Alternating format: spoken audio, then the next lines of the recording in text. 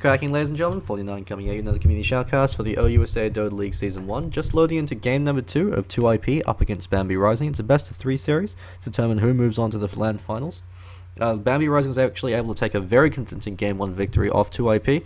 2IP actually made a few mistakes over the laning phase. They chose to have their Doombringer work in the tri-lane. They chose actually to dodge tri-lanes and then had a lot of lane rotations happening. And joining me for co-caster is carry player over from team blink.flash. How you doing, buddy? Good. How about you? Yeah, not too bad. I heard you guys were able to win against TSS. How'd that go? It was a pretty tense game actually. They did a 4-man strat pushing the tier 1 towers. Damn. With Enigma, X, Venom, and Lycan. TSS pulling out the old pocket strat, huh? How'd you guys turn it around? We managed to get the first blood, and yeah, we actually wrecked their 4 lane with our tri lane. So wow, that's a pretty impressive plays. yeah, we just outplayed them, I guess. Just a casual humble brag. We just outplayed them, huh? So far for bans, Bambi Rising instantly banning out the Lycan throw. So they've got our first pick this series. So they're banning out Wolfgun's strongest hero. And 2IP banning out the Invoker. Still not seeing any respect for Visage bans. But Bambi Rising, they're hesitating now because they know that if they leave Ember Spirit still in the pool, it forces 2IP into a difficult drafting decision. Since if they ban out the Ember Spirit and they pick up Visage, if they ban out the Visage, and as a respect ban to Bambi, then they can pick up the Ember Spirit. So either way, damned if you do, damned if they don't. So they probably won't be banning out the Ember Spirit, so they might want to ban out... Oh yeah, so one of Yoda's favorite heroes, Naga Siren. Radiant team ban. Interesting. So Flash, do you reckon they should ban out the... yeah, Bambi Rising. So do you think 2IP should ban out the Ember or the Visage in this case? Preferably the Visage, cause Really? Bambi's a really good Visage player, and you really need to ban that Visage. But at the same time, Ember Spirit's ability to just... Yeah, yeah, to dodge fights. pretty good Ember as well, so... And they're going the complete opposite direction. They're banning out Ghouli's Weaver. Ghoulie actually played out of his mind that last game. Really was able to do a lot of work. But very rare to see Weaver banned out this early on, so it's a respect ban over to Ghoulie. So it's Bambi Rising, they now have the choice of picking up the Ember Spirit first or the Visage. So this actually puts them in a bit of a difficult situation as well, since if they pick up the Visage and then leaves Ember Spirit, 2IP could pick him up. I don't think I've seen Mule play Ember Spirit, but I presume he must be fairly competent on him. He's a pretty skilled mid player. 5 seconds remaining. Or if he's not, then any other players from 2IP. They're a pretty flexible team. They like to switch up their roles based on Reserve time. their draft. There you go, Radiant team pick. Yeah, so Bambi's Visage, he's so good with that hero, it's kind of scary. You saw that last game, he was able to use his familiars to leash back the creeps and to prevent them from being a reinforced tower. It's one of the things that I noticed him do, is a very small detail. Very few other Visage players actually do that, but it makes a huge difference, especially when you're pushing. So if the rest of your team is dead, it's just you left, or even if you're dead, you just have your familiars. The fact you could delay the creep wave from pushing means that backdoor regeneration kicks them when they try to push down your tower, and so it buys you a lot more time. And that can prove to be critical if your hero is able to respawn before they break high ground. So Dazzle picked up by 2IP, one of their best support heroes. Probably will be Yoda playing that Dazzle. Very aggressive hero with the poison touch, as well as his high right click damage and the weave, but also incredible defensive capability, especially with that Shallow Grave. We could actually be seeing something like a Dazzle Huskar combo. I very highly doubt it'll happen, but I always like that combination, just because Berserker's Blood gets stronger the less HP you have, and so with Shallow Grave, you can keep him alive at 1 HP while he's able to just wreak absolute havoc, throwing those spares right before he dies. What are your thoughts on the Dazzle pickup, Flash? It's a really strong pick. It's the #1 pick in Europe right now. Yeah, they're really showing off the power of the Shallow Grave, especially in a try-v-try situation. Since if you're able to win try-v-try without feeding kills of your own, it just makes your advantage that much stronger, since it means that you get much further ahead in terms of EXP. And with the Poison Touch change, as well as Weave, and 2IP going for a Witch Doctor. They love running this. Thundercunt probably will be the one playing Witch Doctor. He's an excellent Witch Doctor. Goes for a highly aggressive build with maxing out the Paralyzing Cask and the Malediction. Usually you see Witch Doctor players pick up 1 point of Voodoo Restoration at level 2 or level 4. But in doing so, they give away the Ember Spirit, so 5-200, he's going to be having an absolute ball of a time. Was it you or Yoshi that actually told him to play the Ember Spirit? Yoshi, I think. Yeah, because I know he was telling me I that. think he just watched like all our games and stuff. Ten It's not seconds a hard hero remaining. to learn, so. Yeah, the only really tricky part for the Ember Spirit is just getting the timing down between when you do the Slay the Fist into the Searing Chains. So once you get that timing down, yeah, the rest of it is fairly simple. Reserve time. The issue with the Ember Spirit pickup, especially with the Visage as well, is Bambi Rising, you have two very powerful ways to be able to avoid fights and delay pushes. You've got Ember Spirit who can split push with the Remnant, and you've got Visage who can use the Familiars. And we've got that respect back to Mudream. Dire team ban. Centaur Warrunner. MVP for game number 1. He almost single-handedly won the game for Bambi Rising, just because he could always initiate and pick off Thundercon or Too Easy, and immediately prevent start fights 4v5 or 3v5, since he's able to consistently land 2 3-man hoof stomps, often catching out Yoda as well. Viper being banned out by Bambi Rising, so they're fearing the power of Viper as a mid lane control hero, so it's indicative of what mid hero they could be thinking of picking up himself, just because of the fact that Viper hard counters the Ember Spirit. Radiant It's one of the things that team Wholesome the Ruckus have shown off in the past. Ancient Apparition banned out, so they're fearing that triple aggressive tri-lane combination with Visage as well as the Ancient Apparition, so Chilling Touch, Ice Vortex, and Soul Assumption, an absolute assload of damage that comes out from them. Does lack a lot of utility though, so it just relies purely on damage, but who needs CC if they're dead? That's pretty much the Blink philosophy, eh? Yeah. But I think 10 Bambi seconds might pick up remaining. Lone Druid here. Lone Druid? Yeah, it's a 5 possibility for seconds the offlaner. remaining.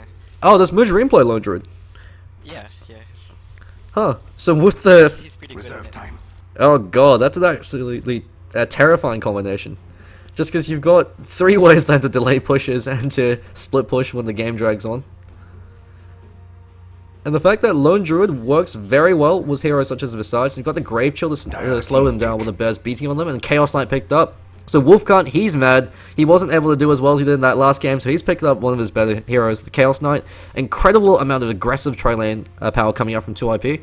Just because you've got the Dazzle, who pretty much neutralizes the aggressive power of the Visage, since the Visage relies on Soul Assumption to get the kill, and so if you Shallow Grave them, you can't finish them off the Soul Assumption. That means that hero's going to get back away. And since Soul Assumption chews through about a third to a half of Visage's mana 10 pool, seconds remaining. and since he's a very squishy hero, if he's called out with a Reality Rift, a Paralyzing Cask, or a 5 Chaos Bolt, seconds he'll be remaining. dying before he can do anything. So that means that 2IP have a very, in a very good position to be in the Clash Tri-v-Tri. Reserve time. And they've gone for a Wind Ranger offlaner. What are your thoughts on Wind Ranger as an offlaner? I think they're playing him as support. I know Kari's a pretty good Wind Ranger. Yeah, actually, I've seen Bambi Rising do this before, just because Wind Ranger as an offlane has fallen off heavily in the past few patches. Mirana pretty much outclasses Wind Ranger in almost every way, and they've gone for Batrider as their offlaner. So the last game, they recognized that the reason why they lost is the fact that they had didn't have as good initiation. They had excellent team fight, but the fact that Mudream had such excellent initiation with the Blink Hoofstop being able to jump in and lock down their supports meant that they're always able to start the fights favorably, even if their team fight was weaker. And so this time, 2IP, they're picking up a very aggressive initiation hero, that Batrider. Does very favorably in a 1v3 or 1v1 situation. remaining. Just because with that Firefly, with the sticky napalm, even if you do kill him, there's a very high chance that you'll be dying in the process. Since the sticky napalm in conjunction with Firefly does a crap ton of damage, and Batrider has a huge amount of Reserve mobility. time. He could also choose to completely sack the offlane if he isn't having a great start, and just stack and clear out creeps that way. Radiant team ban. So Mirana picked up, it looks like a tri-lane Mirana in this case. Or could potentially be an offlaner as well. They haven't picked up... They've got 2 potential heroes that can offlane. They've got their mid already sorted, so Ember Spirit's set in stone. He's going to be their mid lane hero. Visage has to be in a tri-lane, just because he doesn't really 10 function that well on seconds his own. remaining. And Wind Ranger and Mirana, both of them function very well in the offlane. I was mentioning 5 earlier how seconds Mirana remaining. effectively outclasses Wind Ranger, just because Wind Ranger relies on the Wind Run to be able to keep herself alive, and that's Reserve countered by time. heroes such as the Shadow Demon, who could disrupt her during that. Venoman took a Gale, so that neutralizes the move speed advantage, since she still has to run away, and the Earthshaker could just Fisher block her in place. Or you can even just burst her down, since Wind Ranger is a very squishy hero, and Wind Run doesn't actually give you any mobility until you start moving, whereas Mirana has that leap, so it instantly creates 700 units of distance between you and the enemy hero. So with a safety ward to be able to ensure that you never get caught out by stuns, you could always use the leap to keep yourself free from danger. And the arrows analogous to the Shackle Shot from the Wind Ranger. You don't have to possibly be hitting 2 people, but the fact that even at level 1, it's a very powerful spell, whereas Shackle Shot doesn't really pick up as an ability until level 2, level 3. Level 1 Shackle Shot's pretty useless, just because the scaling of the stun, and relative to how difficult it is to Dire land, team ban. is pretty inefficient. They've gone for the respect ban for the Lone Druid, so banning out the possibility of Mudream. So Bambi Rising, they're sitting there thinking what they could ban out for their 5th ban. What do you reckon they should be banning out? Because the only thing that's left is the mid lane. Templar Assassin. 10 seconds remaining. You still think Templar? Oh, I guess, yeah, TA does completely shit on the Ember Spirit just because he has such low armor, so with the refraction you could control him out of the lane. What about Puck? Does Ember Spirit fair? Puck is good too, Reserve time. actually. The silence would do lots of damage. Yeah, because you've got the Batrider to jump in and lasso, and you also have Puck to follow up with the Waning Rift when they Puck clump is to the actually fan. a good pick. And Puck with his right clicks can trade very favorably with the Ember Spirit. When he throws out the Slater Fist, you just phase shift it. Mule's very fast with his reflexes, so you should be able to dodge the majority of damage coming out. You've got the Illusory Orb, so if you do get caught out in Searing Chains, you can always Illusory Orb out. But it's hard though, if you ban the Puck, you pick TA. If Yeah, you ban the TA. you pick Puck. And actually, TA works very well with the Dazzle and the Witch Doctor. Just because you've got the Weave, and the fact that TA gets up in your face and starts wrecking your shit right in front of you means that the Witch Doctor is able to sit there and channel his Death Wall in the background. They've actually banned out Timbersaw. Radiant team pick. Wow. Very strange ban. I guess Bambi Rising really don't like Timbersaw. And wow, they've gone for an Elder Titan. So it looks like Elder Titan mid and Batrider off lane, because I don't think Batrider works as a mid hero anymore, especially with the base damage nerf and the lasso nerf. But Elder Titan mid, we haven't seen this since the days of Bulba back in EG, when in 6.78, when he'd run around the Elder Titan, back when he was really overpowered, with a spirit to 240 damage, and you just go for 0-4-4 and just smack people down. Maybe 2AP are relying on the shock factor, since teams have kind of forgotten how to play against the Elder Titan. 5 seconds Since he hasn't been picked up in the last few patches, he's very rarely picked up now, and if he is picked up, he's usually used for his hoof Reserve stomp, time. to be able to provide that initiation power, or even use in support positions for that natural order. Since, in terms of armor, they don't really have heroes with high passive armor gain. But Darkseer picked up as their offlaner. What are your thoughts on the Darkseer? It's actually not too bad. The wall. It's good actually against like melee carry. Yeah, that's true. But Darkseer against the Batrider, it's pretty favorable. If it's against a Batrider, then Bat's gonna go on the Prepare lane. for battle. Yeah, just because you can always just stack the napalms and just go in for a kill whenever you get 5. Wolfgun is typical smack talk coming out. So just going to quickly introduce the players from both teams. We got Mujrim, MVP for the last game over in Centaur Warrunner. This time he's playing that Darkseer, so he's going to be going 1v1 or 1v3 from the look of it. Curry over in the support position, Windrunner. Bambi Rising are the only team that will be able to use this successfully, just because he is an excellent support player. Curry is also a fantastic Rubik, and the last game did a lot of work over in the Abaddon. Bambi the retarded Chiyu, carry player and a Visage player, probably the best Visage player in the ODL1. Phenomenal micro coming out from him. And Ghoulie their carry player, this time over in the Mirana, so they've got 3 heroes of 600 range, a huge amount of burst power coming out, the Soul Assumption, the Power Shot, and the Arrow Starstorm. And over in the mid lane, 5-200, in this case 5-200 dead Meepos, over on the Ember Spirit. He's actually choosing to start with a Magic Stick, so he's fearing the possibility that he can be up against the Batrider. But Batrider, with the recent nerfs to him, with his base damage being reduced to 36 to 42, as well as the fact that lasso, you no longer can attack people while you lasso them, it disarms you. It's crippled Batrider's effectiveness as a mid lane hero. And back then, the instant you hit level 6, you lasso them, you get a few stacks in napalm, you just beat them down. So Mule over in the Elder Titan, he's going to be going mid, so he's going for the Bulba build, choosing to max out the Spirit and as well as the Natural Order, and use that to hit very, very hard. Looks like they're completely sacking the offlane. Oh no, Batrider's over in the top lane, never mind. So Yoda, team captain, over in the Batrider, he's going to be going 1v3. He should be having a pretty good time. And Wolfcunt over on one of his best heroes, the Chaos Knight, with Thundercunt over on the signature Witch Doctor. And Too Easy over in the Dazzle. It'll be interesting to see how they choose to play this, and they've switched it around. Too Easy usually plays the offlane for 2IP, but ever since the addition of the 6-member Demon Lord Satan, Too Easy and Demon Lord Satan have kind of dropped over to the 4-position role. But 2IP, they're a team that like to switch up their roster a lot in regards to player roles. So nothing's really set in stone. They really do it determining on what heroes being picked up and what kind of draft they're going for. So Mule, he's already having a pretty good time against the Ember Spirit, with the Natural Order completely mitigating all of Ember Spirit's armor, as well as the fact that he hits incredibly hard with the Ancestral Spirit. Elder Titan actually is a fairly confident counter towards the Ember Spirit. As you see right now, he's bullying 5-200 out of lane, just smacking him around. That Ancestral Spirit gives you a crap ton of damage, and 5-200, with the fact that he picked up a Magic Stick instead of the Stout Shield, he's copying a lot of hurt. Have to keep in mind, Ember Spirit has 1 base armor. That's why Viper's such an excellent counter. Is the Orb Harassment, as well as the fact that you have the Nether Toxin, means that you are able to trade very favorably with him. He's choosing to max out the Flame Guard this game, as it mitigates a lot of damage from the Ancestral Spirit. as well as the fact that when you're against a melee hero, Flame Guard actually provides a huge amount of consistent DPS. It's superior to a Radiance. It's the fact that you're always going to be in melee range against the other mid hero. Means you could actually deal a lot of tick damage over on him. But Elder Titan with the Ancestral Spirit, he's just bullying him out of lane, just smacking him with that staple gun. Looks like Batrod has completely sacked the off lane, so he's going to be stacking and clearing out creeps the old-fashioned way. Choosing to go with a level 1 Firefly though, so I don't know how effective this will be. Without sticky Napalm, your Firefly only does 20 damage a second, so it's a pretty ineffective spell. Whereas Mudream, he's at level 2. Did he do the double Ion Shell at 1 trick for the Darkseer? I'm not sure. I was looking at mid. Yeah, mid's kind of hogging all the attention. The reason why you want to actually double shell the wave at level 1, actually Mule almost got a kill over on 5200, but he's able to get that Searing Chains off, is the fact that if you double shell the creep wave right as it hits, the creeps die so quickly that you're able to pick up level 2 before the supports can rotate or do anything. The supports can't aggro on you because they'll draw the creeps away, and with 2 creeps with Ion Shell, that actually does a hell of a lot of damage, and so it's a very easy way to ensure that you always hit level 2. Because once you have 2, you've got Surge, and so it's very difficult for the supports to kill you. It's one of the things you have to keep in mind as a Darkseer player. Mule trading very favorably over against 5200. Each time he whacks him with that staple gun, he's doing a hell of a lot of hurt, and he's already picked up Bottle. He's going to be picking up his boots in as well, just to give him a lot more movement speed so he could get a few more hits in. But this Bat Rider pickup hasn't been all too effective. He's still level 1. Oh no, he's just picked up level 2. So with that Firefly, yeah, he's been stacking.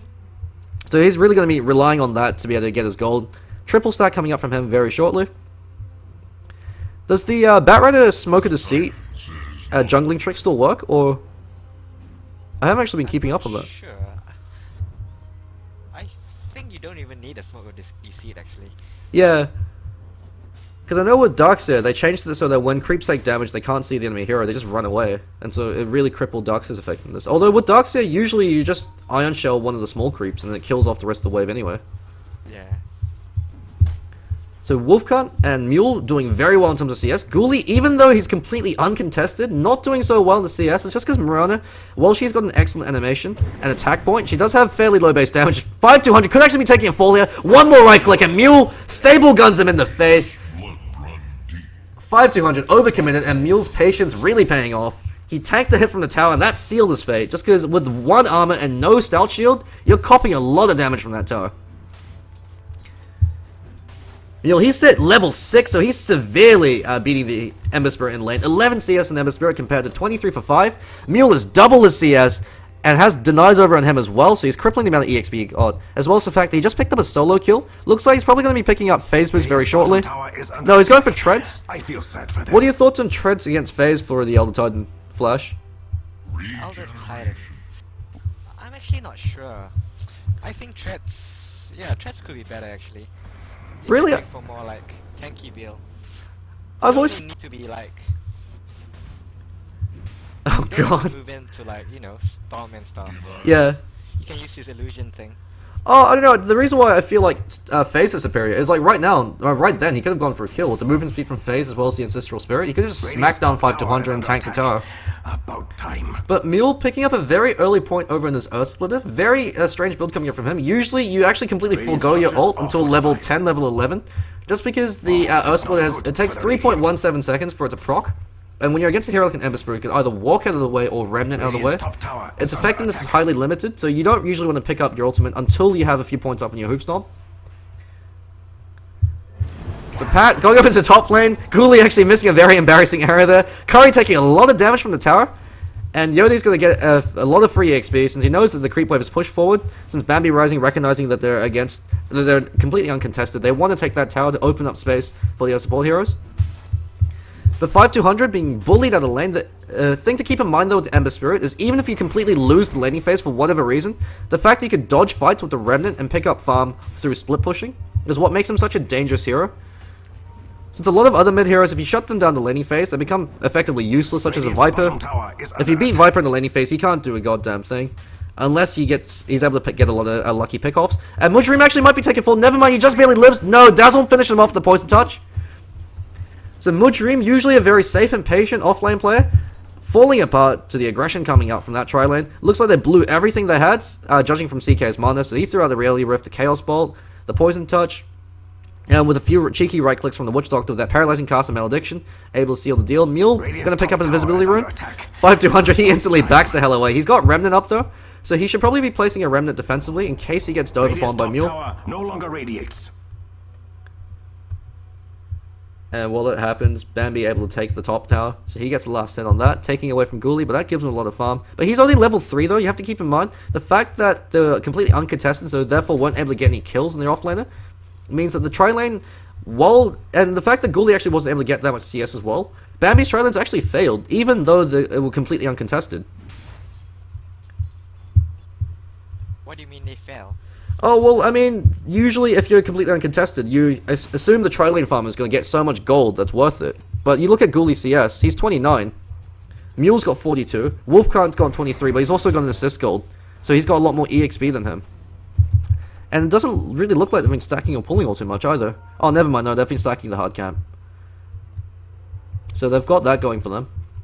But the issue with the Windrunner as well as the Visage as supports is it's very difficult for them to roam. Just because Wind Ranger, I mean, I guess she's got the power shot on the right clicks coming up. They're going in for a kill attempt right now. No steering chains, so just because the creep wave is there, he's got to throw the steering chains now. Catches out Mule. Powered shot as well as, never mind, the invisibility ring keeps him alive. So he's able to tank the soul assumption and just turn invisible. And that's that rotation just completely wasted there. It's the fact that Visage doesn't have... Especially on Wind Ranger though. Oh, Curry. That's a bit of bad play. Yeah, definitely. That should have been a kill for sure then. I thought he didn't have any detection on him, but it looks like miscommunication. I guess he must have forgotten that he had a sentry. It does happen from time to time. Chaos Knight picking up an Earnest Shadows as his first item. So it looks like he's going for a very, very early aggressive kind of build, just because he knows that Bambi Rising, I guess with the fact that they could dodge fights with the Ember Spirit as well as that Moonlight Shadow and the Wall, would you say Bambi Rising have to spare your late game?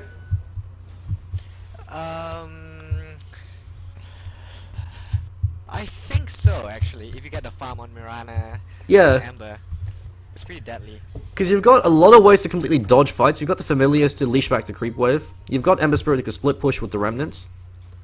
And then you've got the Darkseer who can make it impossible for you to break base with the Wall. Yeah.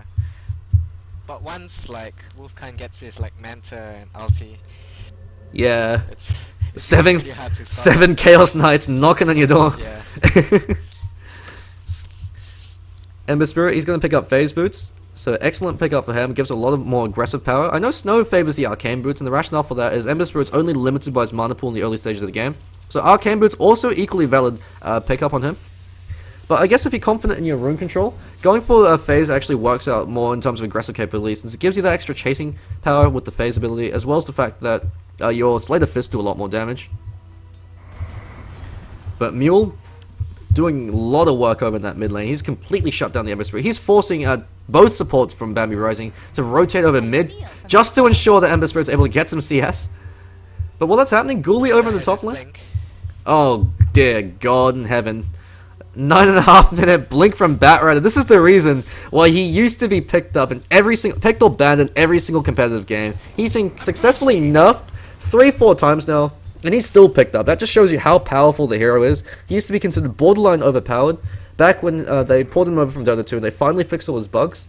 Because in Dota 2, his Firefly has a much smaller AoE, and the fact that the ramps are actually a lot smaller as well meant that there was a few issues with the hero in regard to his effectiveness. Shackle Shot latches, but the blink coming out and the lasso! 5-200 is going to be taking a fall. Where's that power shot? Curry could go in for that snipe, but never mind, he's driven back. And Yoda showing off his blink dagger, able to get a very successful kill over in the Ember Spirit. No defensive remnant being placed by him.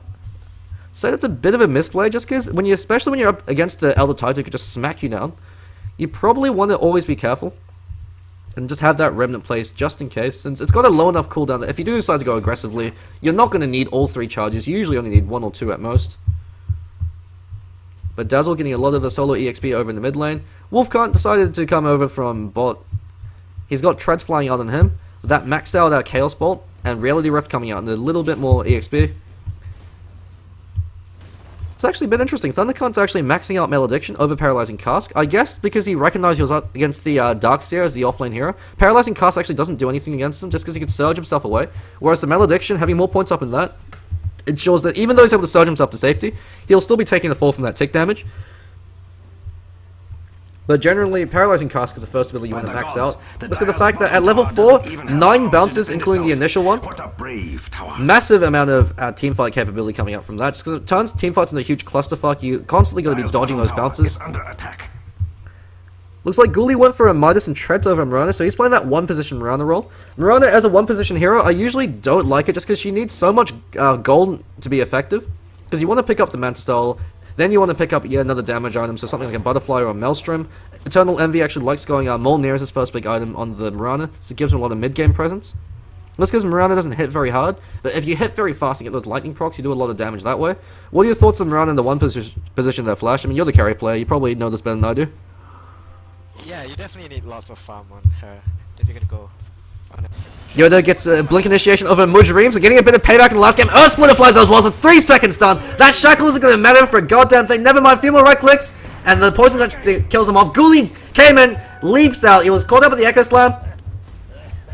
He's fleeing for his life right now. Invisible, but Yoda is juking him through the trees. Invisibility wears off. He hits a 3-second Chaos Bolt in the face. Great 2-man Shackle coming out from Curry, but he's going to be trading his life. He's out of mana. Called out the Malediction. That Poison Touch as well as the Ancestral Spirit. Skrillex Ward doing so much work. Bottom tower is under And attack. Too Easy for Too Easy gets 2 kills off the back of that. And that looks like a tier 1 mid. Regenerate. Dire's middle tower is all alone in the world. Being attacked. Great combination coming out from 2IP. Yoda with that initiation. Follow up the Earth Splitter. And then Wolfie with that 3-second stun. In your game against Blink, he was able to get something like 7 or 8 4-second stuns in a row. It was ridiculous. I kept telling him you should buy a lottery ticket. It was Dire's middle the tower has fallen. luck that you have. Can't imagine you guys are too fond of that. Medallion of Courage picked up on the Dazzle. Very powerful, aggressive item for the Dazzle, just because you have to keep in mind all of Dazzle's abilities are physical, as well as the fact that he hits very hard for a support hero, as well as for a ranged hero. So the negative 6 armor coming out from the Medallion of Courage actually hurts a hell of a lot, especially when you consider the fact that all the heroes are from Bambi Rising. The only one that has good armor is the Darkseer, and that's because for whatever reason Ice Frog decided to give him high base armor. Has seen better Ember days. Spirit's got 2 base armor right now. Visage has 4. That's only because of his Gravekeeper's Cloak. So they'll drop to 0 very quickly once you burn through his charges. Mirana's got 8 with that Ring of Basilius, but that's about it. So you're reducing your armor down to 2. Throw in the Natural Order on top of that, and you're just able to rip through enemy heroes very quickly, especially when you keep in mind that Dazzle has a weave. So it's up to negative 18 armor at level 1. It's a very powerful spell. Incredibly underrated as well, just because it doesn't have a very flashy effect. And so a lot of players actually underestimate how much armor they're losing until it's too late. Similar to the Weaver's bugs, is you have to keep in mind that negative armor, especially if it's a durational negative armor debuff, is actually very powerful. Blink Lasso over Mujrim, another 3-second stun followed by Earth Splitter. They are not happy with Mujrim from the last game, so they're getting a bit of revenge, smacking him all over the place. Fantastic Blink Initiations coming in from Yoda. He's almost got his 4-staff, so once he has that, he'll have that Skyhook combination where you Blink, Lasso, and then you 4-staff yourself to safety. Give your team all that time and space to be able to beat him down. Curry throwing out some power shocks to be able to delay that push. I feel sad for them. But 2IP 7 for O. They are in dominating control of game number 2. Phantasm level 1 popped by Wolfie, so they're knocking on the door. To defend itself. And Ghoulie over in the top lane, he really can't accomplish all too much. Just because he does need so much farm to be effective, he's chosen to go for that second point up and leap. Being attacked. Actually, Flash, can you explain that phenomenon? I noticed a lot in competitive games as well. Mirana's always get a second point and leap before they max out their arrow. Is it just because of the fact that you want the 8% movement and attack speed? Yeah, mostly supports Mirana I see get like 2 points in lead, but not really for carry. But I guess yeah, the extra 4% is pretty good.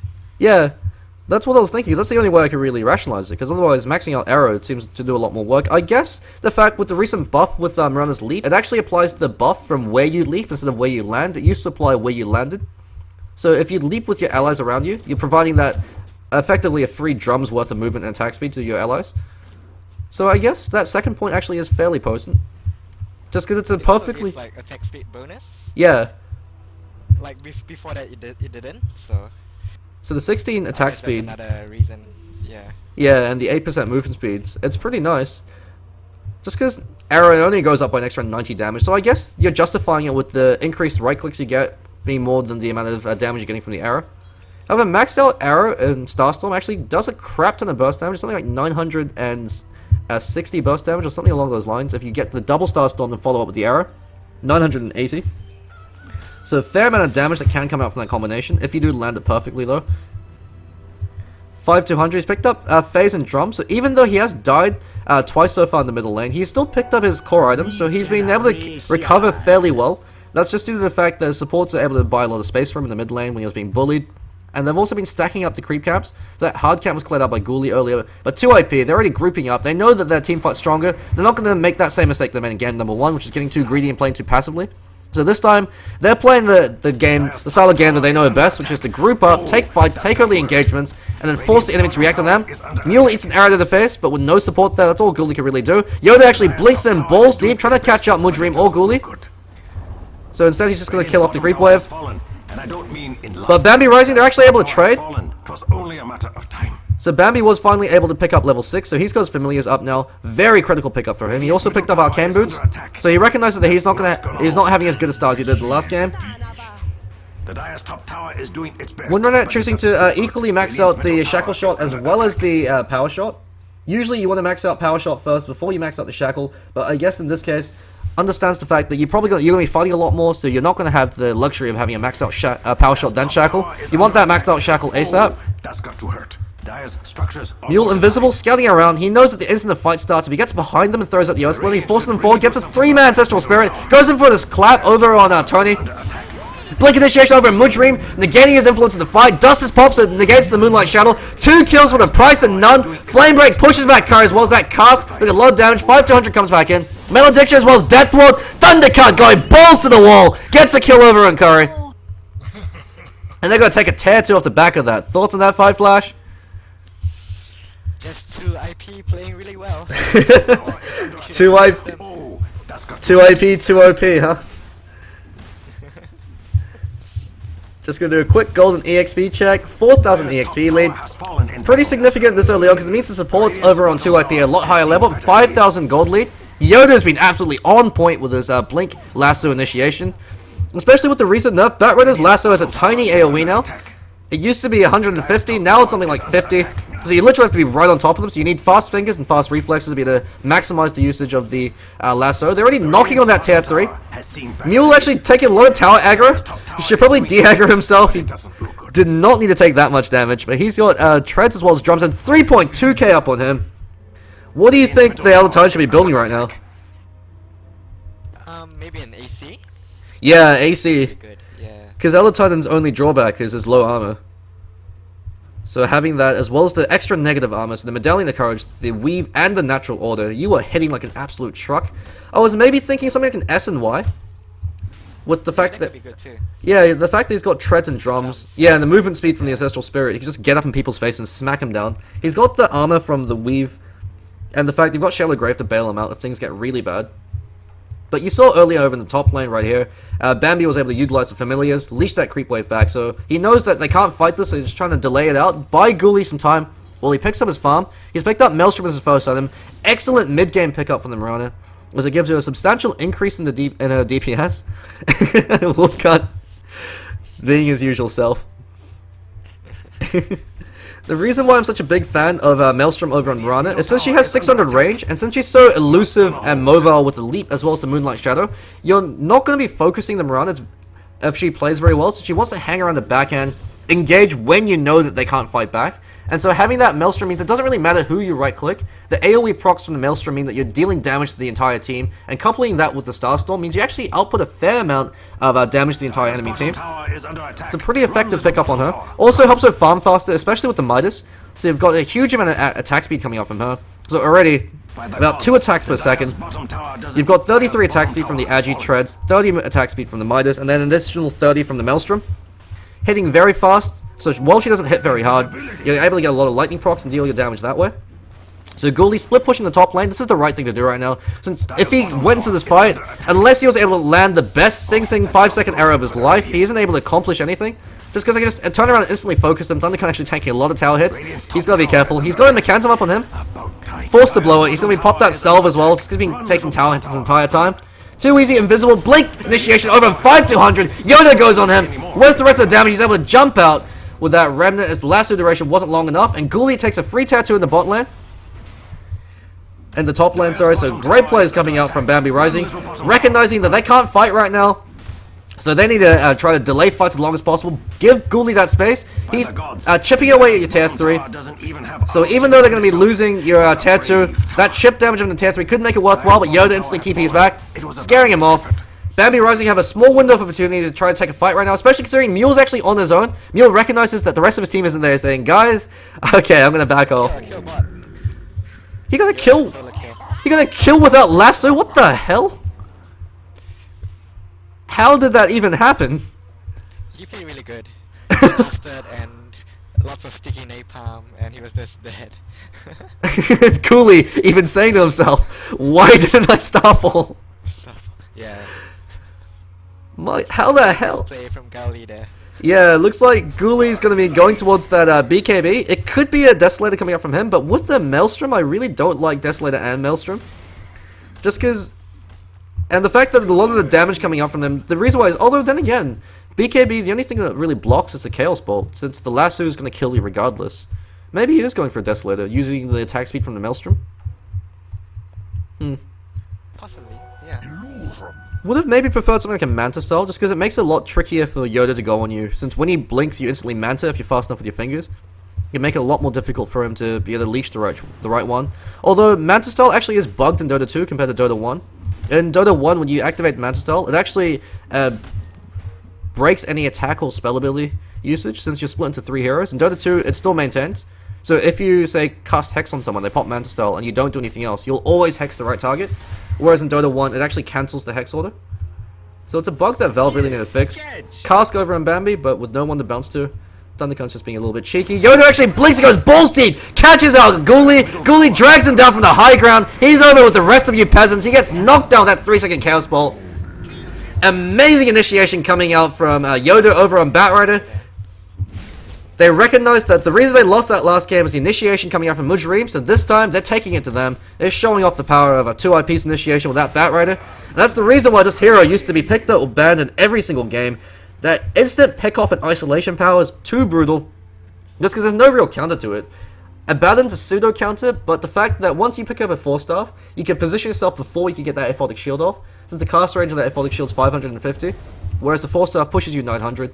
So if you're fast enough on your fingers, and if the Abaddon isn't able to react in time, you can move yourself out of range, so you can't even break off the lasso. Phantasm pops, over by Wolfcant. He's got his BKB up on him. Moonlight Shadow Pop, Yodas is playing cheeky, force-staffing himself forward. Mujrim does have that Vacuum Wall combination. Araction lands over on Mule, but he's instantly called out with the Reality Rift. That 3-second Chaos Bolt. Haven't seen a 4-second, but plenty of 3 seconds. I think every single Chaos Bolt seen from him is 3 seconds. Defensive Weave Pop. Soul Assumption over on the Phantasm Illusions. Bambi's very scared of Wolfcant right now. If you're in range of that Reality Rift, so 700 range, you're going to be taking a fall. Familiar's taking a lot of damage. 2-man Shackle coming up from Too Easy. Over on Too Easy. Actually, Too Easy can be taken full. Nevermind keeps himself alive with that Shallow Grave. So he's turning around doing as much damage as possible. Earth Splitter pops. Catching up 3. Bambi Rising taking so much damage right now. 2 kills, 3 kills. How were they able to hold this? Death Ward doing so much work. Buyback's being popped, but Bambi Rising able to just barely hold. Killing 3. So killing off 2 of the cores. Mule's the only one that's able to live through that, as well as Thundercunt is able to do a lot of work that Death Ward. I think he was able to kill off the Visage off the back of that. But Elder Titan picks up a Pipe of Insight. So defensive pickup from him. Would have preferred to see something a bit more balls to the wall. But I guess the magic damage mitigation, especially when you're considering the fact that there's a Soul Assumption, you've got the constant tick damage from the Fire Remnant, as well as the Flame Guard, and the Starfall, which will probably be landing on 3-4 heroes. Pipe of Insight is a pretty good pickup, especially since you already have a mech.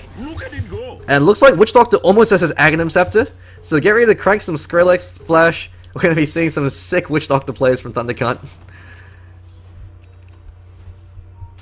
Blink Dagger finished on Mujrim, so he's finally got that initiation power. The biggest issue I have with Darkseer as an offlane hero is he just takes too much time to really pick up steam. Since you want level 4 vacuum, you want at least 2 points up in wall, since level 1 wall dissipates way too quickly.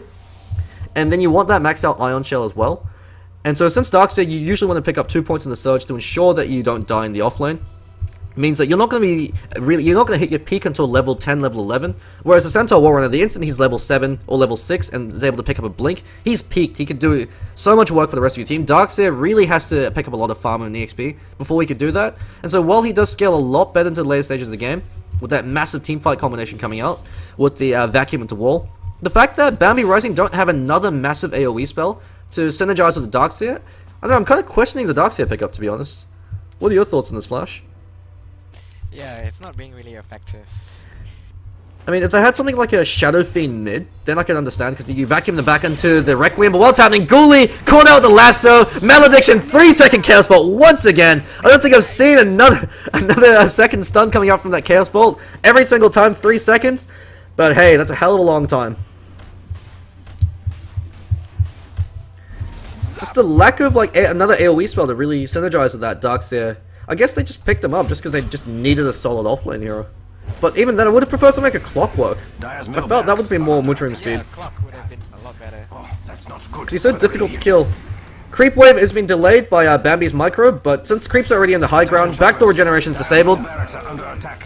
Cask bouncing back and forth. Once the Aghanim Scepter is picked up on Witch Doctor, he's actually going to out DPS Wolfcut unless he gets lucky with those crits. Just because the fact that the Death Ward hits 3 attacks per second and will bounce to every other member of your team. Huge amount of damage. 2-man Shackle. 2 remnants being popped. Goes right and 5 to play balls to the wall. Shallow Grave keeping his Thundercut alive. Earthsplitter catches on 4. That's a huge Earthsplitter. Wolfcut turning around that BKB, smacking people silly. Mule running up. He actually takes the fall with that Staff Ball. Yoda blinks in, 4 stumps himself up, but eats a soul summoner to the face and takes the fall. I don't know why he chose to re-engage. They only were able to kill 1 off the back of that, but they're able to clear out a Rax as well as take a tier 3. So even though they lost 4, they're able to take a lot from Bambi Rising and put themselves in a very good position for the rest of the game. Mirana's forced to pick up that BKB just so she doesn't die to sheer amount of magic damage. But that 4-man Ursula almost single-handedly won them that fight. If they had a bit more follow-up, if Mule with Thundercut was able to get a better ult off, or if Mule was able to get his weave off earlier, that actually could have completely turned the fight around. Looks like Dazzle's actually going for a sheep stick, since he has a Lincoln Sphere. This is a very, very farm Dazzle. Actually, never mind, even in terms of net worth, he's not that far ahead, so just a casual greed coming out from 2IP. Their ward coverage, they actually don't have any wards on the map, so Yoda might want to start yelling at his teammates, getting them to buy some wards. But Boots of Travel also picked up by Batrider, so he's ready and ready, willing, and able to shut down any Rat Dodo coming out from Ghoulie, since he knows that he can Boots of Travel into any creep, blink, catch him out with the lasso to force stuff himself out, and try to burn him down, at least buy time for the rest of his team. Will be interesting to see if he's going for a BKB as the next big item. Yeah, that does mitigate a lot of the magic damage. I mean, I know Bone 7 likes to go Tranquil Boots, Blink Force into Mask of Madness to give you that movement speed to drag people away. But Batrider is definitely a hero that has a fairly flexible item build once you get that Skyhook combination down. The Radiant should really do Bambi Rising able to take a 3-tower, 1-tower in the middle lane. 2IP, they don't want to push their luck. All towers someday must. So that would mean they had to use that fortification. But EXP lead actually started to move in favor of Bambi Rising. That's just the fact they would pick up those 4 kills over that last engagement. Gold lead still 7,500. Bambi Rising, they're grouping up. They could actually go for a Roshan tab right now. But at the same time, Earth Splitter will hit every single hero in the Roshan pit, so you got to be very careful. That Earth Splitter does so much damage. It takes away 1/3 of your life, regardless, and it goes through every form of resistance, since you've got that natural order being propagated by the Ancestral Spirit. He's picked up a BKB, so Mule playing it very safe, playing very consistently. This is what he does. He's completely clinical in all of his actions. One of the reasons why he's such an effective mid lane player is he doesn't take any chances unless he knows he can seal the deal. Plays very safe, passively wins the lane through out CSing them, through out denying them, so he can pick up key levels before the enemy hero can. And then he waits for them to overextend, or if he has an opportunity where he's able to get a kill, he's able to do it. Ghoulie's actually been pretty on point with his arrows. Catches out Wolfcut this time. Usually been able to catch up Mule with those arrows, and that has really swung the balance of power in their favor, since you don't have that Echo Slam to be able to provide the counter initiation or the Earth Splitter. Wolfcut just pops his BKB. Yoda 4 stumps himself forward, catches out Ghoulie, disabling him from the spine. Vacuum into the wall. Earth Splitter catches out 3. 5-200, hang around the back end with a lot of damage with the Slater Fist. Wolfcut could be taken fall. Never mind, there's that Skrillex Death Ward doing so much damage right before Thundercut takes a fall. Buyback as well as, so 3 have died so far over for Bambi Rising. Ghoulie forced to buy back if he wants to hold on to his racks, but that vacuum to wall combination doing a lot of work. It's too perilous. Moonlight Shadow enabling Ghoulie to keep chasing. Mule fleeing for his life. He actually, Wolfcut just barely missed an arrow. Mule's gonna be the one trading his life for this, so he's the sacrificial lamb. But Wolfcut, he's fleeing for his life right now. He's using the urn charge to keep himself alive. Too easy's hanging around to keep throwing out those heals. He has that shallow grave. And Bambi Rising able to successfully defend their racks once again. It did cost them a buyback from their carry, but besides that, the fact that they're able to maintain their racks and only trade a few kills, pretty good trade for Bambi Rising, I'd say. Any thoughts on that fight? Nearly dying again. Yeah, Ghoulie. Some slightly questionable plays coming out from him. Wolfcut looks like he's going for the harder Tarask as his next big pickup. The thing to keep in mind with Chaos Knight, just because of the fact that Phantasm gives you replicates, illusions that do 100% base damage, so it's based off your strength. Harder Tarask is actually a superior DPS pickup on Chaos Knight than any other damage item. Just because you're giving each of your illusions 900 HP, as well as that huge increase in strength, means that they hit harder and they're alive for much longer, so you could actually do a lot more DPS. Since when you Reality Rift, each of your illusions get that plus extra damage on that first hit from the Reality Rift, or even for the first 2 hits, if they attack fast enough. So picking up Harder Tarask actually gives you a massive increase in DPS. Once he finishes that, probably will be going for that Manta style. Since having 7 Chaos Knights with the Harder Tarask as well as the Armlet Medigian buff, so you've got 7 Chaos Knights and about 3.8k HP knocking on your door. There's no way you could actually fight that. He's actually been pretty lucky with these illusion runes as well. Although you have to keep in mind the biggest issue with Chaos Knight against a hero such as a Darkseer is the more beefier you get, the more beefier your image gets. And so Darkseer is very happy for whenever the enemy carry picks up a Harder Tarask, and that means that the wall replicate that's hitting for 70% of your base damage is getting a lot harder to kill. But since Chaos Knight has so many illusions, I suppose he doesn't really mind. It's not like a Phantom Lancer who has that Phantom Edge, so his illusions can replicate. Actually, Flash, you probably know better than I. If Phantom Lancer gets replicated in the Darkseer wall, can they replicate as well, or did they patch that out? Oh, okay. So it's the same as every other illusion ability, so like if Phantom Lancer gets disrupted. I think so. I'm not so sure about that, but... Yeah, because I know Darkseer's wall's a little bit tricky compared to the other illusion abilities. 5200 being vacuumed forward, another arrow landing on Wolfcut. Ghoulie's been pretty on point with these arrows, even though he's had some few questionable plays. He has been doing what he can to help defend. 5200, he's been doing a lot of work in these fights, dancing around. He's picked up a Battle Fury, so every time he throws out the Sleight of Fist, he's able to do a lot of damage, so he's going towards that hard carry build. Gonna pick up Desolator as the next big item. Every time he does that Sleight of Fist, he's doing so much work. Chaos Bolt flies out, trying to destroy it, 3 seconds left once again. BKB popped by Ghoulie, he's duking out over Yoda. No initiation over from 2IP this time. 3-man Earth Splitter, silences Bambi so he can't do a goddamn thing while it's happening. Ghoulie pops with a sheer amount of damage coming out from Chaos Knight, and all his replica Thundercut hanging around with the Voodoo Restoration. Too easy, popping the Shallow Grave a bit too early. Thundercut's going to take it for that Sleight of Fist. Fleeing for his life. Too easy takes a fall as well. Bambi Rising defending very well while that's happening. And the bottom tower for the Radiant. Tier 2 actually took a fall during that. Mule's going to be taking full once again. How the hell are Bambi Rising able to hold in these fights? That's 3 successful defenses in a row. 2IP really need a racks now if they want to try to break high grounds. The EXP lead is dipping in their favor, and the gold lead is starting to waver over in their end as well. Since Ember Spirit, he almost has his Desolator. 200, about 100 gold off that. Once he picks up that Desolator, it's going to be that much harder to push in. Bambi Rising, turtling away. What do you think 2IP could do right now if they want to win this game, Flash? I think they should just farm up, get more items before pushing the base. Yeah, I'm kind of surprised. Up for them. I mean, the first 2 times they could have, the fight could have gone either way. It's just some good counter initiation coming out from Bambi Rising.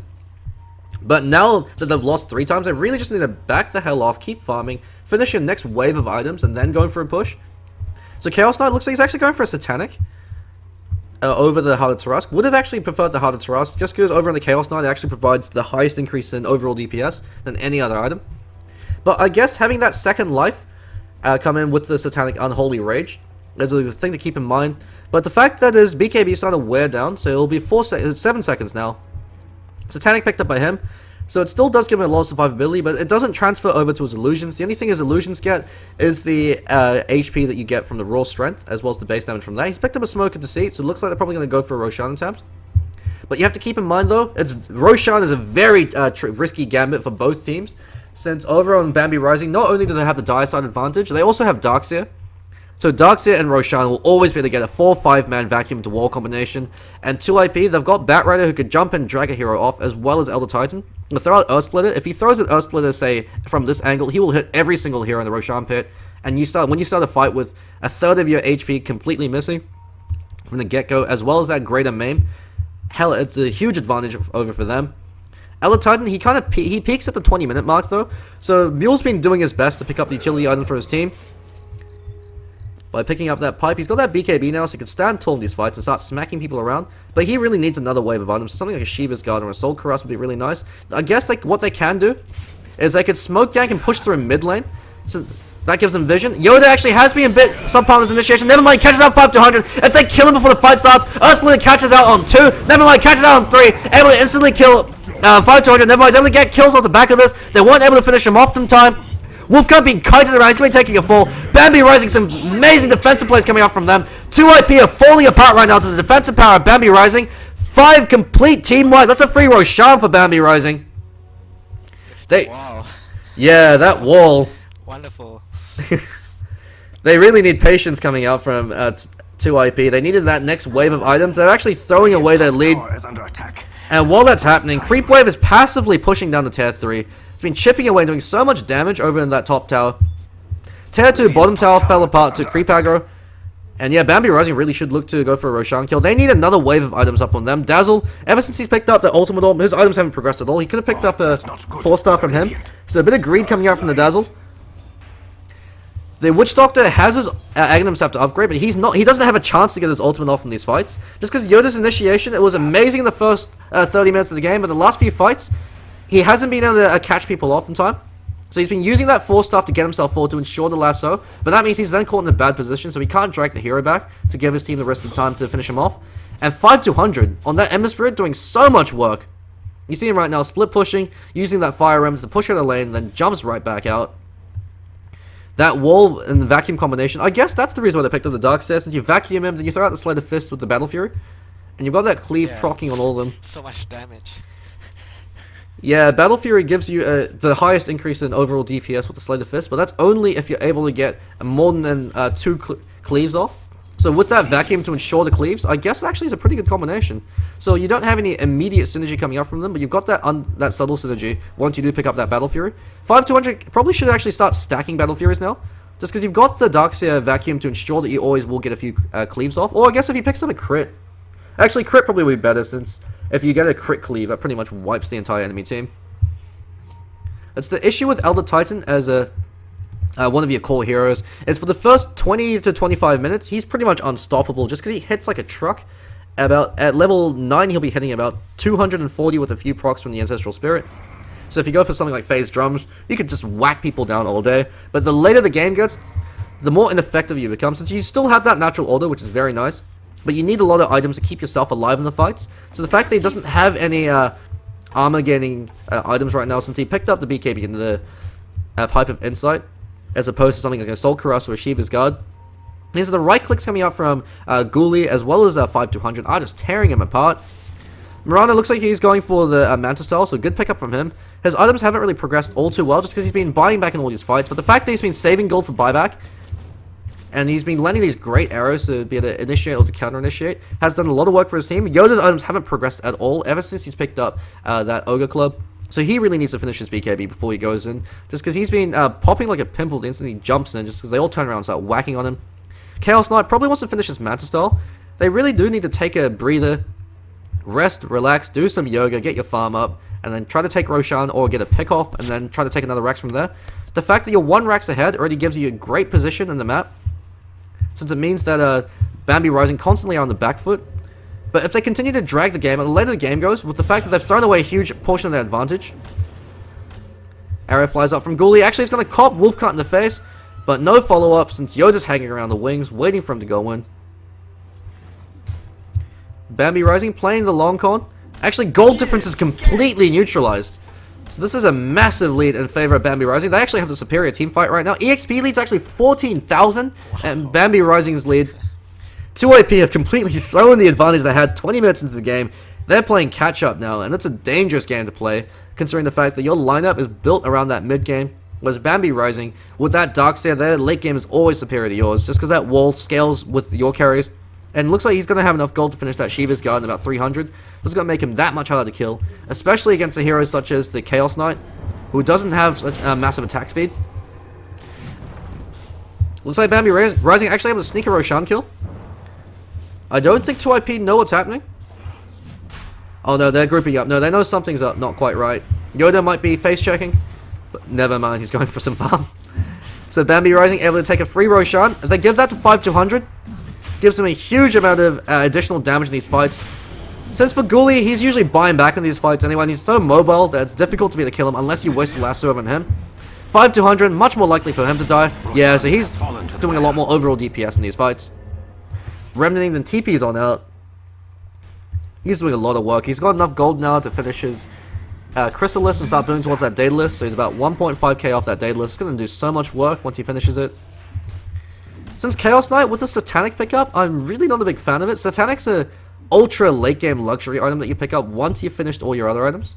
For a Chaos Knight, I would have much rather he finished either the Manta Style or the Harder Tarask. I felt like Manta Style would have been a better pickup in this case, just because they were going for that early push. So it really helped them push down towers earlier. And would have given them that extra burst damage since for Chaos Knight. With the Reality Rift, you're adding an extra 200 physical DPS from your 2 extra images. And the fact that you're also able to just lock them in place, get that Warcraft 3 surround with 7 units just around a single hero and able to beat them down. So I felt like Wolfkant's item choices have been fairly suboptimal. Or even if he picked up the Harder Tarask, since he's not really dying in these fights, but he's just not dealing enough damage. So I felt like the Manta Style definitely would have been a superior pickup. Or even if he finished the Harder Tarask and then picked up the Yasha. So he's holding on to his gold right now.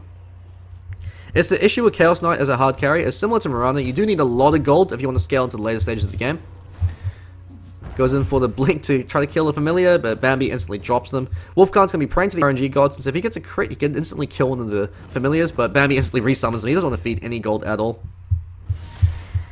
Mule, his items haven't really progressed all too well. He could actually choose to pick up something like a Heaven's Halberd. Since once the BKBs wears off over on the Mirana, he can use it to disarm him. Or even on the Ember Spirit, he doesn't actually have a BKB. So the fact that he can disarm him means that he can't slay the... Well, actually, if Ember Spirit's disarmed, can he still slay the Fist?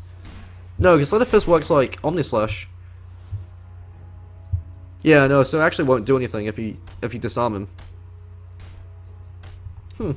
Could be something for Dota 2 Mythbusters to check out. Smoke Gang coming in from Bambi Rising. Wolfkant could be caught out of position right now since 5200 is leading the way. He's got the Slater Fist and the Searing Chain Initiation coming out from him, and gives an excellent initiation range. Leading the charge with that Aegis the Immortal, he's not afraid of no ghost. Wolfkant wisely backing away. So they know that it's a bit too quiet in the map right now, considering the mid wave is pushing as well as top and bot with no one farming the creeps. So 2IP, they know something's not quite right. They know they're smoke ganking, and so they instantly back away. Mule is going to try to pick up as much farm as he can, since he's functioning as one of the cores, and right now his net worth has significantly dropped off. Wolfkant still is leading the net worth scoreboard just because of the amount of damage he's done in these fights. He's picked up a Reaver, so he's going for a Harder Tarask. I'm not too sure how I feel about this pickup, since it's not the issue of him staying alive in this fight, it's just the issue of him being able to chase people down and get the kill during that small timing window you have when the Earth Splitter and the Lasso are online. The Thundercard, if he's able to pick up a BKB, will actually be able to do a lot of DPS. Since his Death Ward bounces, I think it bounces 4 times. And so he's able to deal damage to the entire enemy team. BKB instantly popped by Wolfkant to prevent the Searing Chain lockdown. So good play coming out from him, since he knew that if he was caught out of position there, he would be taking the fall. But with that Harder Tarask, that's 4k HP Phantasm Illusions coming at you. Allies disappear. Moonlight Shadow popped by Ghoulie, so they're looking to go for a bit of an initiation. Just going to do a quick item check for Bambi Rising. Haven't really checked the items for a while. Visage has picked up a Ghost Scepter. Excellent pickup for him, since he knows that his biggest danger right now comes from physical DPS. He can use it when the Death Ward's bouncing over to him, or when Chaos Knight Reality Rifts him and starts beating on him. Arrow flies out, provides a bit of reconnaissance, doesn't hit anybody. Ember Spirit sitting the same amount of items. Got 5k gold though, so he'll have that Daedalus up very shortly. Ghoulie has also just been sitting on his gold. I guess he wants to always ensure he has buyback. It's one of the things he's been absolutely on top of. But he does have enough gold to finish his Manta Style. He's had it for a long time now, so we'll be seeing that coming up from him fairly soon. Windrunner with a 4-staff, Treads, as well as the Pipe of Insight, building towards that Sheepstick. He picked up gem earlier, so Curry's able to use that to de-ward. As you see, 2IP have zero vision over the map, and neither do Bambi Rising. So both teams are operating, are flying completely blind. Darkseer still sitting on his gold. Bambi Rising are playing a long game, so they're all ensuring that they have buyback up. Since they know that if they lose another fight and they don't have buyback, that's game over for them. You can recover from 1 racks. Recovering from 2 racks is a crap ton harder. Thoughts on the game so far, Flash? Radiant's middle tower is under attack. It's getting harder for 2IP.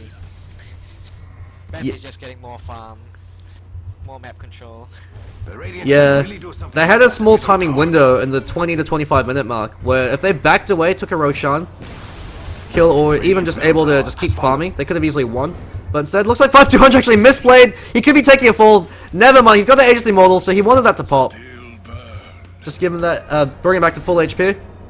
Since he only had about another minute on their Aegis, and you never want to have your Aegis run out in the middle of a fight.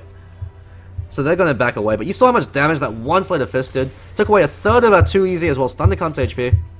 Thundercunt, he's pretty stacked for a support hero.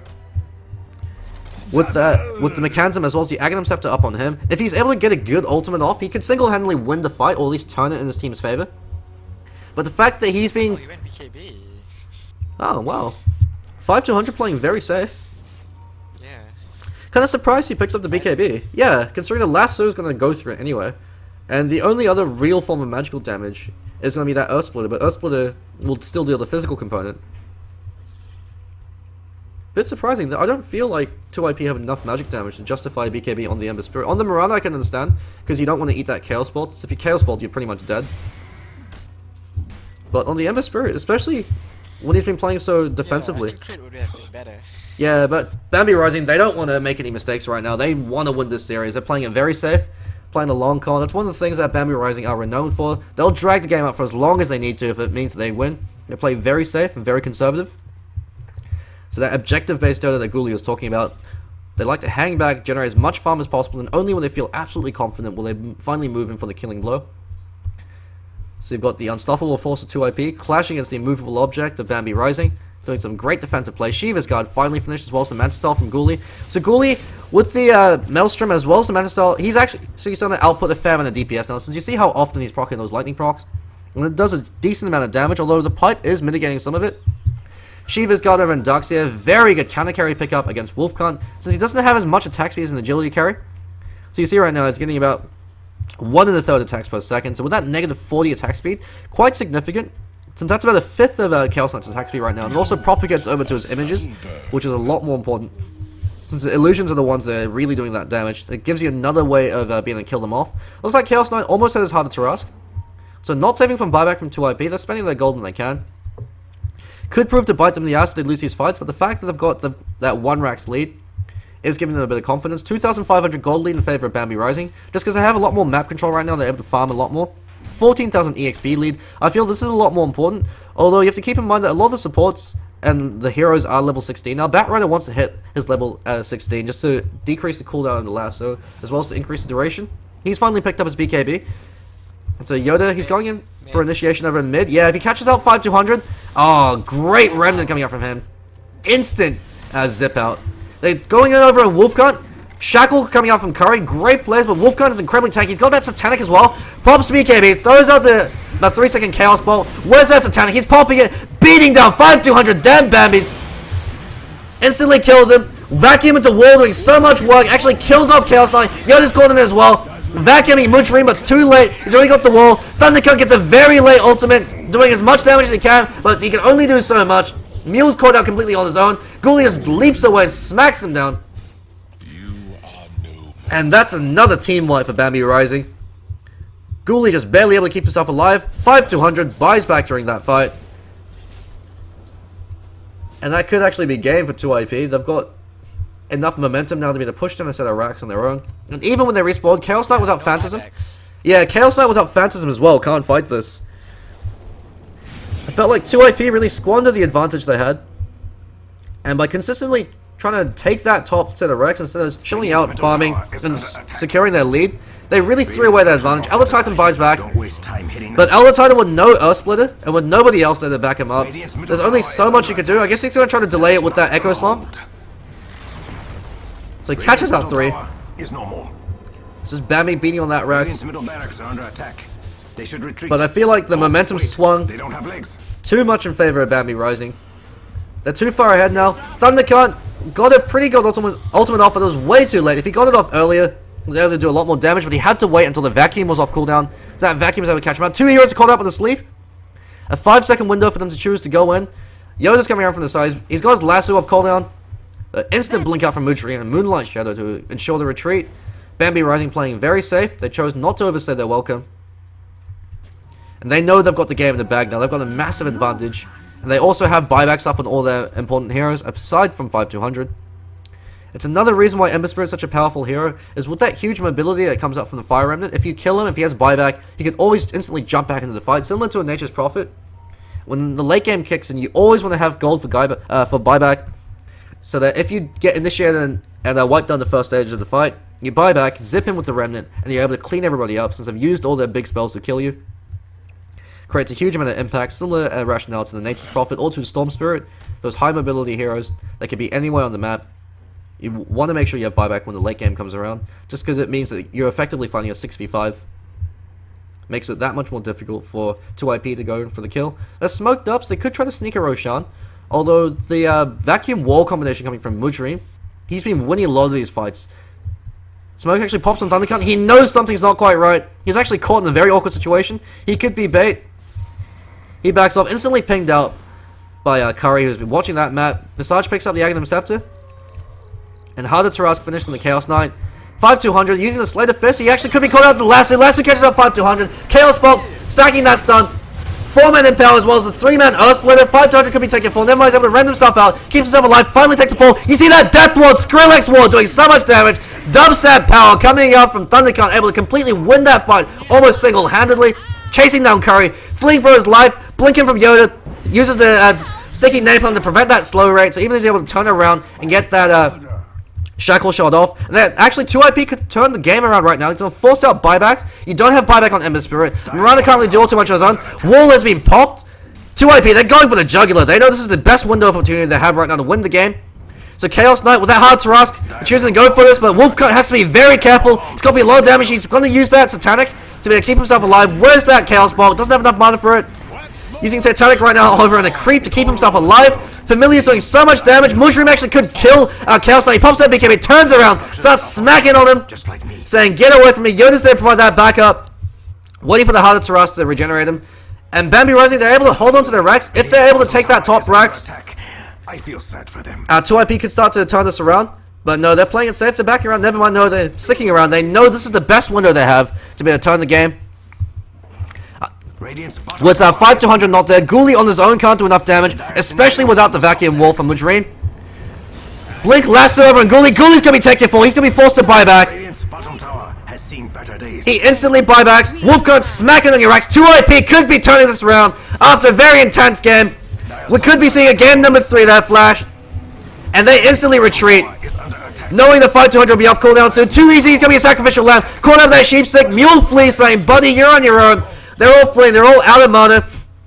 Thundercut has his ultimate off cooldown, but he doesn't have enough mana for it. Ghoulie being surged up, leading the charge, with Ion Shell up on him.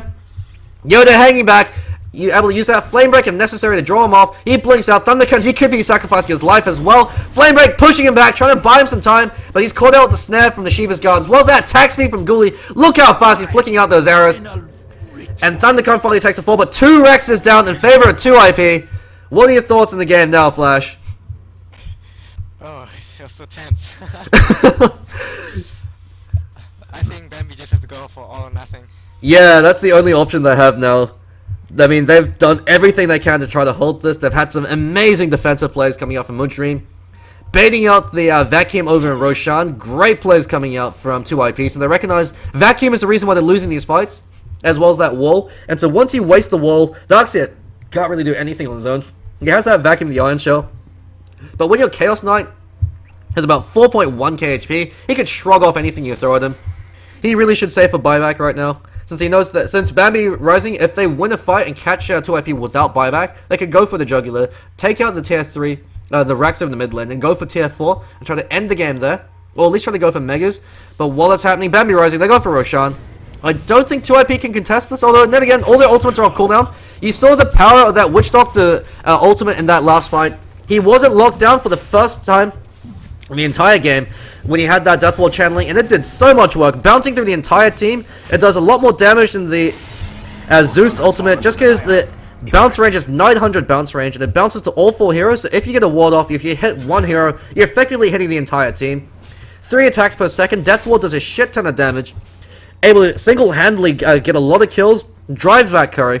Molnir picked up by the Mirana, so she's going to be doing a lot more DPS. Would have actually preferred something like a Butterfly from her, just because she is dying to the Chaos Knight when she gets called out of position. But Molnir, I guess he's being slot efficient, does provide a good increase in DPS, is mitigated heavily by the fact that Chaos Knight has a BKB and 4.1k, so he's going to shrug off those hits, and as well as the fact there's a Pipe of Insight. But nonetheless, it's a good pushing and split pushing item, since it increases the likelihood of you getting the lightning procs, and the active from the Molnir we can provide that static shield to your allies. It procs on spell abilities as well. The static shield does a crap ton of damage, so it has a chance of dealing up to 250 magic damage to 3 heroes. If you buy a Molnir, always use the active. It does so much damage. It's similar to a Pugna Ward. It will punish the enemy team for going on you. One of those things to keep in mind. Mule's almost able to pick up his Assault Cuirass, and that could be the critical factor. Although you have to keep in mind, with the Darkseer wall, whatever aura items you pick up will be replicated and sent right back at you. Would have actually liked to see a Vladimir's Offering picked up by the Dazzle or a Mule. He's actually finished the Sheep Stick, so he's got that 3.5 second disable up his sleeve. Witch Doctor going for that BKB. Actually, Wolf got caught out with that great Hex coming out from Curry. Earthsplitter providing some covering fire, catches out one. Locking in place and staring him. Wolf can't flee for his life. That's that triple bird drop. Never mind, BKB pop, but that BKB is wearing off very soon. Thundercunt's hanging around. Since if they continue to chase and clump up, he could throw out the Death Ward and use that to discourage any further aggression. So, Aegis and Cheese this time around. So, who's got the Cheese? Actually, is that Cheese? With that, Roshan? Twice. Oh, okay. Twice kill, yeah. So Bambi with 3 familiars in that Ghost Scepter, he's able to stay alive and do a lot of work. Curry, unsung hero for Bambi Rising, he's being fantastic with his two-man shackles, as well as always ensuring that he's able to lock down the right hero at the right time. He's been helping delaying the push now belongs to the Aegis. a lot with the power shots as well. But what's happening? Tier 4s have fallen. This is an issue when you're 1 racks or 2 racks down. Whenever you leave the lane alone, they'll start pushing away your tier 4s. And with both tier 4s down, Bambi Rising, it's all or nothing for them. If they lose a fight without buyback, they lose the game automatically. Hell, even if they don't send a hero TP back and defend the tier 4, it could be game over for them. TYP know this. They know the game's in their control now, so all they have to do is wait it out, keep farming, and then wait for Bambi Rising to risk it on one last push. Since when you're 1 racks down, you have a chance of a comeback. Since if you win a fight, you can turn it around, take another racks from the enemy team. But when you're 2 racks is down, it makes it that much more difficult. Since you've got mid and top, they're constantly placing pressure on your throne, especially without tier 4s. And so Bambi Rising are on the back foot. They know that they have to get an engagement. So all 2IP have to do is wait for them to exhaust themselves, wait for that constant chip damage, or wait for an opportunity when they're fighting 4v5, since one of their heroes is constantly forced back to the throne in order to defend. So Ghoulie looks like he's going to be the one playing defense this game. He's got that boots of travel though, so he can jump in to provide that assistance if his teammates get jumped. But 2IP, they're playing that defensive game. They know they can wait out as long as they want to. Just because it's that much more difficult for Bambi Rising to recover than it is for them. Looks like all the heroes for 2IP also saving up for buyback this time, so 3.3k up on this Chaos Knight. The only one that spent his gold is the other Titan, but with that Assault Cuirass, you can't really blame him. Gets an excellent 4-man silence up from him. 3-second Chaos Bolt over on 5200. Where's that Earthsplitter? Where's the aggressive initiation coming out from Batrider? All eyes are on Yoda right now, since he's the one that can make these huge plays. He goes on 5200, catches him out. Where's that Earthsplitter coming out? Vacuum into wall. He dies the AC model pops. Wolfcunt really rips in Mutrine, beating on. You see that Skrillex Death Ward doing so much work. Kills 1, about to kill 2, about to kill 3. Somebody please stun the Witch Doctor. He's single-handedly winning the game for you right now. 5200 back in the hell away. Thundercunt is on fire. He gets 3 kills on his own. Forces out the buyback from the Wind Ranger. Ghoulie's on the run. Mutrine fleeing for his life. 2IP are able to hold. And 2 Easy say, look at it go. That's the power of the Witch Doctor. The dubstep ward doing that much work in that fight. You saw it completely cleave and cut apart Bambi Rising as they retreated. Nothing you can do against that unless you're able to stun the Witch Doctor, but with the BKB up, there's actually nothing you can do against them. You don't have any BKB piercing stuns. What were your thoughts on that fight, Flash? Pretty good defense from 2IP. Especially, Witch Doctor doing work. Look at it go. Kill him first. With that BKB, I don't think you can. You actually have to right-click him down. But when you're doing that, the rest of the team of 2IP is just going to smack you around. So this unconventional... Oh, keep going. He got his BKB after that fight. But Yeah. Yeah, they should have locked him down instead. Thundercant, he's been the MVP for 2IP. He waits until Vacuum is used, since he knows that Vacuum is such a massive AoE that it'll disrupt his channeling. So he's been incredibly patient, hanging back, making sure that the Vacuum is being wasted on the rest of his team. Then he pops up the ward and cranks up the dubstep, knowing that if he hits one hero, he's hitting their entire team. So he can hang back as far as possible. And the death ward is 600 range, and the balance range is 900. So it gives an effective area of influence of 1,500. As long as he's able to get that ward off in the back line and can hit one hero, it'll be able to hit the entire team. And since they're clumping to engage on with the Earth Splitter as well as the Vacuum to wall, Bambi Rising thinks they have the upper hand, so they choose to group up and go in for their engagement. Witch Doctor hangs back from the wings, throws out the Witch Doctor ward, and he's able to win the fight almost on his own, just off the back of that. Wolfcunt's just there as a huge distraction, saying, "Look at me, I'm knocking in your... I'm trying to beat your face in with my illusions." Witch Doctor is one that's actually doing all the damage in this case. Although, that being said, Chaos Knight almost has his Manta Cell finished. Looks like he's probably picked up a Manta? No, where did he spend all his gold on? What did he spend all his gold on? Did he buy back in that fight? Buy back. Oh, okay, yeah, that explains it. But yeah, Bambi Rising, they know they're in dire straits now. It's all or nothing for them. If they win one fight and catch out the enemy team without buyback, they've got a chance to win this, only if they go right for the throne. Unless they're able to get mega creeps super quickly. Whereas 2IP, they've got all the time in the world. The longer the game goes, the better it gets for them. So they're going to start clawing back the advantage. The 20,000 EXP lead in Bambi Rising's favor actually is proving to be a detriment now, just because it means that the respawn time for their heroes is so long. Once you hit level 16, you don't really need any extra levels. The stats are nice, but the fact that it substantially increases your respawn time can prove to be a huge detriment, especially when you're called out without buyback. Whereas the gold lead, I think it's equalized now. No, it's still in favor of Bambi Rising, but consider the amount of buybacks they've used. Ghoulie has bought back 3 or 4 times this game. 5200's bought back 3 times. Huge amount of gold just down the drain. So 2IP, the only times I've bought back was during that last fight with Chaos Knight. So while they are behind in gold, a lot of that gold is effectively squandered on buybacks. Since buybacks, especially this late in the game, cost a hell of a lot. Chrysalis picked up on Mirana, so he's going to be going towards... Actually, he bought another Chrysalis recipe. That must be a misbuy, since it's not efficient to stack Chrysalises. You want to go for that Daedalus? Yeah, so he might have frantically double-clicked, so... Although, a thing to keep in mind, though, is the recipe, when you sell the recipe, it gives you 70% of the gold instead of 50 for everything else. So there actually used to be an exploit in Dota 2 where you buy a lot of recipes right before you die, keep it on your courier, sell them, and then use that to get yourself enough gold to buy back. That was way back in closed beta, though, so they've patched it out. Also, a lot of issues with Puck, Weaver, as well as Skeleton King. Since with the Reincarnate, he could buy items while he was dead. There was a bug with that. Weaver, when he dies and buys back, you could time-lapse yourself back into the middle of the fight. You couldn't do that in Dota 1. That's actually been accepted as a change in Dota 2. And same thing with Puck's Illusory Orb. So it's one of the reasons why those heroes are a lot stronger in Dota 2 compared to Dota 1, is those tiny little bugs due to the mechanical differences. Actually, there's a free gem on the ground. Somebody please pick that up. Yeah, Thundercant, he notices it. He grabs that, saying, hey, give me that. That smoke gank. Yoda going balls to the wall. He almost gets initiation over 5200. Force himself forward. Actually locks himself in place with Mule. Arrow's gonna fly out. Misses. Actually catches Wolfguard. Wolfbeat's been catching so many arrows on his face, but he's so tanky he doesn't really care.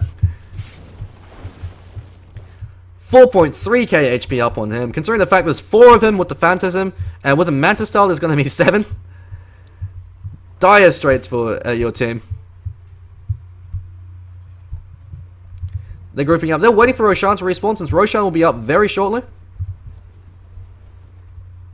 And Bambi, being cheeky with his Visage familiars, he's doing whatever he can to try to keep the creep wave at bay. Roshan will be respawning shortly, and keep in mind, this is the Roshan with cheese. And so for 2IP, they can make a lot more use of this cheese, since Mule can pick up the cheese. Or even the Witch Doctor.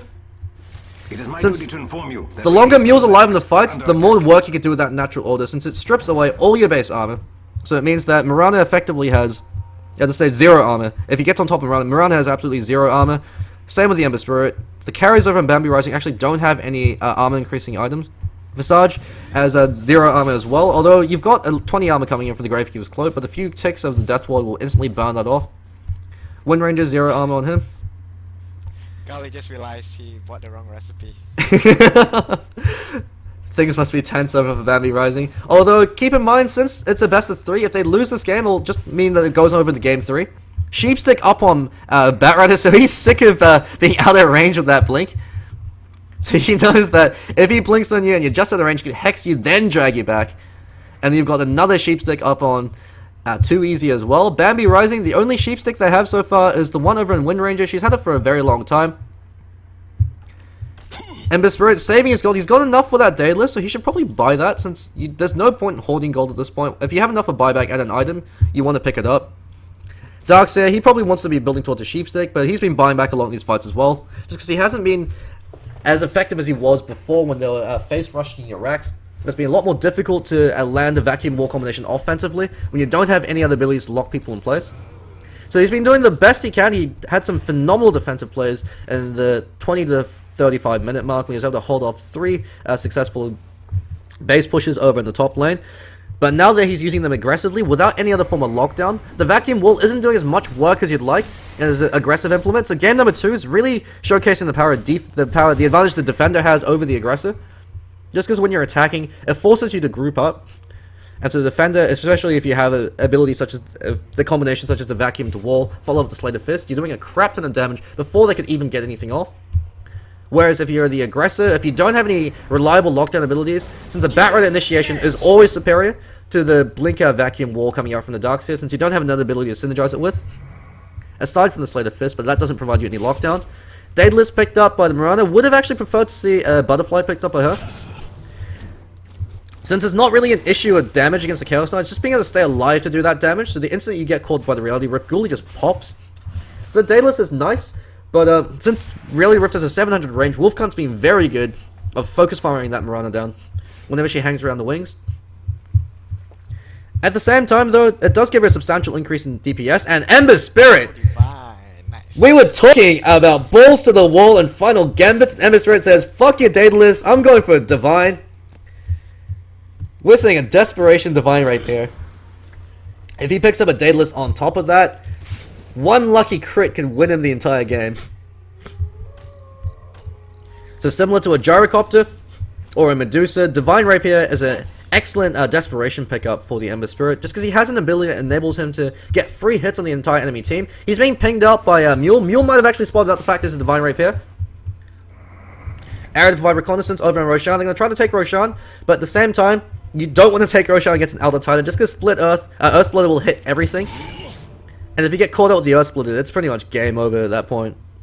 It cripples your mobility, takes away a third of your life, and then you've got the Elder Titan, a very angry Elder Titan on top of that, with the negative armor coming out from the Assault Cuirass, as well as the Natural Order.